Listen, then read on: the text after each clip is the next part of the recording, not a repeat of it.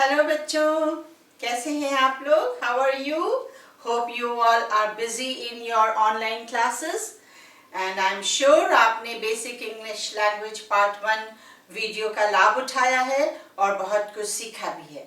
So I am here with the second video of basic English language and today we are going to study about how to make sentences and what is the role of part of speech in sentences. So last video में हमने sentence के बारे में पढ़ा था कि हम कुछ words को use करके एक sensible sentence बनाते हैं जिसका कुछ sense निकले. For example, this is my watch. तो इसका एक सेंस निकल रहा है, ये एक सेंटेंस है. और सेंटेंसेस के 4 काइंड्स हमने आपको बताए थे.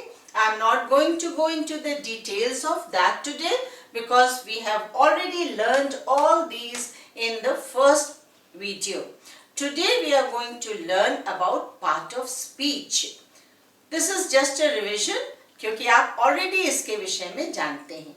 जब हम कोई भी सेंटेंस बनाते हैं तो हर वर्ड जो एक सेंटेंस में हम यूज करते हैं वो वर्ड पार्ट ऑफ स्पीच होता है.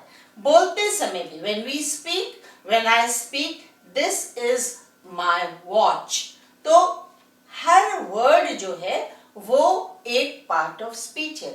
वॉच इस चीज का नाम है इसलिए ये नाउन है. और my watch, my मेरी पोजीशन को बता रहा है, सो प्रोनाउन है ये. वर्ब इज जो उसमें आया है, दिस इज एक वर्ब है जिसको कि हम लिंकिंग वर्ब या हेल्पिंग वर्ब कहते हैं. इसी प्रकार से all these the names that are written here, noun, pronoun, verb, adverb, adjective, preposition, conjunction, interjection, and also when we use sentences we use articles. All these are called parts of speech. For example, if I make a sentence and I say this is a wooden table. Now in this I have highlighted the letter A or the word A here. This is a. हम इसको pronounce करेंगे अ. क्या है? ये एक article है और इसका इस्तेमाल हम सेंटेंस में करते हैं. और अ का यूज हम उस समय करते हैं जब कोई भी वर्ड कॉन्सोनेंट से स्टार्ट होता है. जैसे W कॉन्सोनेंट है यहाँ वुडन में, इसलिए W के पहले हम अ लिखेंगे, एन नहीं लिखेंगे. लेकिन अगर मैं कहती हूं an elephant can uproot a tree, तो यहाँ पे एलिफेंट वर्ड ई से शुरू हुआ है जो कि वावल है और वावल के पहले हम एन लगाते हैं. लेकिन इसी सेंटेंस में ट्री वर्ड टी यानी कॉन्सोनेंट से शुरू हुआ है इसलिए उसके पहले हम अ लगाएंगे. सो कोई भी सेंटेंस आप बनाएं तो इस बात का ध्यान रखें, किसी वर्ड के पहले अ या एन लगाने से आप वावल और कॉन्सोनेंट का जरूर ध्यान दें. द भी एक आर्टिकल है और इसको डेफिनेट आर्टिकल कहते हैं. यानी किसी स्पेसिफिक चीज को अगर हम कह रहे हैं कि किसी डेफिनेट चीज के बारे में बात कर रहे हैं तब हम उसके पहले द लगाते हैं. जैसे the sun rises in the east. Every day the sun rises in the east. सूर्य एक डेफिनेट चीज है जो डेफिनेट डायरेक्शन में हर सुबह उगता है, इसलिए हम उसके लिए कहते हैं द सन और द ईस्ट. इस प्रकार से हम आर्टिकल का यूज किसी सेंटेंस में करते हैं. अब हम आगे ये देखेंगे कि हम किस प्रकार से सेंटेंसेस फॉर्म कर सकते हैं. पहली चीज, now how to make sentences. We can make a sentence. Sometimes we can make a sentence only with one word, such as go, run, jump. This gives an idea of the whole sentence. It tells clearly what one has to do. तो ये words verb है, किसी काम के करने को दिखाते हैं. वर्ब एक पार्ट ऑफ स्पीच है और पार्ट ऑफ स्पीच को हम सेंटेंस में यूज करते हैं. ये बहुत ही छोटा सेंटेंस है, एक वर्ड का सेंटेंस है, लेकिन और स्पेसिफिक बड़े सेंटेंसेस हम बनाते हैं और यूजुअली हम 2 और मोर देन 2 वर्ड्स को यूज करके सेंटेंसेस बनाते हैं. 2 वर्ड्स को कैसे? अब जंप हमने कहा, लेकिन हम कहते हैं ही जंप्स. कौन कूदता है? वह कूदता है. वह जो है वो प्रोनाउन. फिर हमने सेंटेंस में पार्ट ऑफ स्पीच को यूज किया. प्रोनाउन वो है जो नाउन के स्थान पे आता है. जैसे मैंने यहाँ लिखा है नेहा.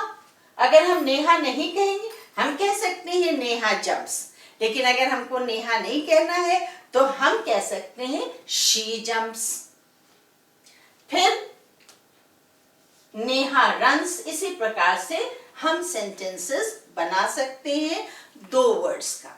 अब 2 वर्ड्स से ज्यादा, 3 word, 4 word, we can use as many words as we want in order to make a sentence. For example, I can make a sentence. Nisha was very frustrated at times, but she was happy with her dog. Now this is a big sentence and a number of words have been used here. That is, Nisha was very frustrated, and all these words that are used here, they are different part of speech. If you see each word, then one word is Nisha, which is a noun. Another word is was, which is a helping word. Very frustrated is an adjective. वो बता रहा है कि क्या है, क्या उस समय उसकी क्वालिटी है. फ्रस्ट्रेटेड होना उसकी क्वालिटी है. At times, times वहां पे नाउन है, बता रहा है कब. At times, कभी कभी. Her. और फिर एक वर्ड वहां पर आया है but. Nisha was very frustrated at times, but she was happy with her dog. 2 sentence है. Nisha was very frustrated at times और दूसरा सेंटेंस है she was very happy with her dog. इन दोनों को जोड़ रहा है, ऐड कर रहा है, कंजोर कर रहा है, बट इसलिए वो कंजंक्शन है. अगेन हम पार्ट ऑफ स्पीच का यूज कर रहे हैं. she प्रोनाउन है, was अगेन लिंकिंग वर्ब है, happy एडजेक्टिव है, her प्रोनाउन है, डॉग नाउन है. तो आप देख रहे हर वर्ड जो हमने यूज किया है वो हर वर्ड एक पार्ट ऑफ स्पीच है. इसलिए बच्चों हमेशा याद रखना है, आपको मालूम होना चाहिए कौन सा वर्ड कौन सा पार्ट ऑफ स्पीच होगा और हम उसको कहाँ पे सेंटेंस में यूज करेंगे. और अभी मैंने आपको जो ये बताए हैं गो, रन, जंप, ये सेंटेंसेस इंपेरेटिव सेंटेंसेस हैं. क्यों? क्योंकि ये कमांड बता रहे हैं. टाइप ऑफ सेंटेंस जो मैंने आपको बताया था इंपेरेटिव, उसके ये एग्जाम्पल्स हैं और ये वर्ब है, क्रिया शब्द को दिखा रहे हैं. आप इन बातों को याद रखिएगा और ये भी याद रखिएगा कि केवल हम वर्ब से पूरा सेंटेंस नहीं बना सकते, केवल नाउन से पूरा सेंटेंस नहीं बना सकते. कई सेंटेंसेस को डिफरेंट वेज में बनाने के लिए हमको डिफरेंट पार्ट ऑफ स्पीच को यूज करना जरूरी है. अब हम देखेंगे कि आगे हम कैसे और सेंटेंसेस बना सकते हैं.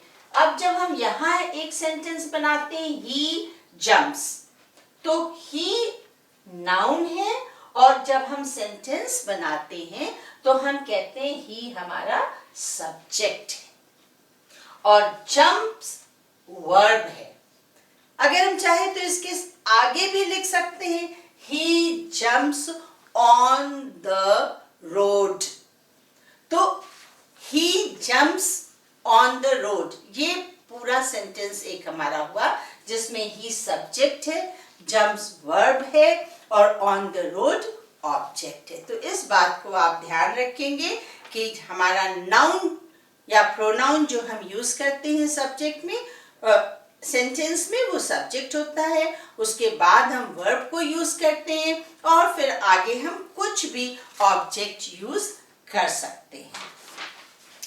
अब आपको मैं बताऊंगी कि किस तरह से हम सब्जेक्ट, वर्ब और ऑब्जेक्ट को यूज कर सकते हैं। एक एग्जाम्पल आपके सामने मैं रख रही हूं, he goes to the market. अब इसको मैंने हाईलाइट किया है, आप देख रहे हैं कि ही येलो से हाईलाइटेड है और ये एक प्रोनाउन है और जो काम कर रहा है उसके विषय में बता रहा है। ही सब्जेक्ट है, गोज वर्ब है, टू द मार्केट ऑब्जेक्ट है। कहाँ जा रहा है? अगर हम कहें ही गोज तो उससे पूरा नहीं पता चल रहा है, जरूर आप सवाल करोगे कहाँ जा रहा है, where is he going, where does he go. So he goes to the market, ये पूरा सेंटेंस है, लेकिन इसको और आगे भी हम बढ़ा सकते हैं। He goes to the market, why does he go to the market, और when does he go to the market. तो we can say he goes to the market when? Every day at 3 o'clock. Yeah? Around 3 o'clock. Why does he go to the market? To bring vegetables and fruit. तो he goes to the market एक sentence है, every day around 3 o'clock उसका दूसरा part है, to bring vegetables and fruit उसका तीसरा part है। केवल फर्स्ट पे भी हम सेंटेंस को एंड कर सकते हैं, लेकिन उसके आगे जो हम वर्ड्स यूज करते हैं और सेंटेंस बनाते हैं, दे आर कॉल्ड कॉम्प्लीमेंट्स। जब अगला वीडियो हम बनाएंगे तो उसमें हम आपको पूरे डिटेल में वर्कशीट साथ साथ में देते जाएंगे। आप वीडियो पॉज करके अपना लिख सकते हैं और वर्कशीट को भी कर सकते हैं। तो हमने आज सीखा subject, verb and object with complement using the questions like when, what, why, and also we have learned that in order to make a sentence we must know the parts of speech, noun, verb, adjective, adverb, preposition, etc. So that is very necessary to learn our sentences and to write. Now I want to give you an assignment. If I say she likes, तो she subject है, likes word है। अब आप इस video को pause करके 4-5 चीजें लिख सकते हैं और सेंटेंस बना सकते हैं। She likes, जैसे आप कह सकते हैं she likes apples, apples noun। She likes dancing, dancing जब हम किसी वर्ब में ing लगाते हैं तो उसको gerund कहते हैं और उससे भी हम सेंटेंस बना सकते हैं। या हम कह सकते हैं she likes to swim। To swim क्या है? एक इंफिनिटिव है। जब हम टू लगा करके वर्ब लगाते हैं तो हम कहते हैं इंफिनिटिव। ये इस तरह से बना सकते हैं सेंटेंस। हम बना सकते हैं she likes the dressing table that her father gave her, ये एक फ्रेज हो गया। केवल she likes the dressing table या she likes her dressing table एक सेंटेंस है, पर उसके आगे हम फ्रेज भी ऐड कर सकते हैं। So in the end I want to tell you that you can make sentences when you know what kind of sentences are there. So you can make either simple negative positive sentences, you can make interrogative question sentences, or you can make one word imperative sentences or many word imperative sentences. And you must remember, in order to make a sentence you must know all the part of speech words.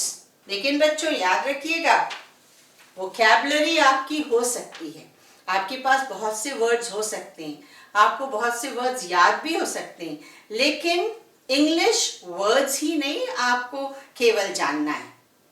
ये जरूरी है आपके लिए ये जानना कि कौन सा वर्ड एक सेंटेंस में कब आएगा, कहाँ लिखा जाएगा। सो उसके लिए बहुत ही सावधान रहिएगा. You got to be very very careful which words are possible and which words are not possible in a particular sentence. So I will see you next time, next week with the next video. God bless you.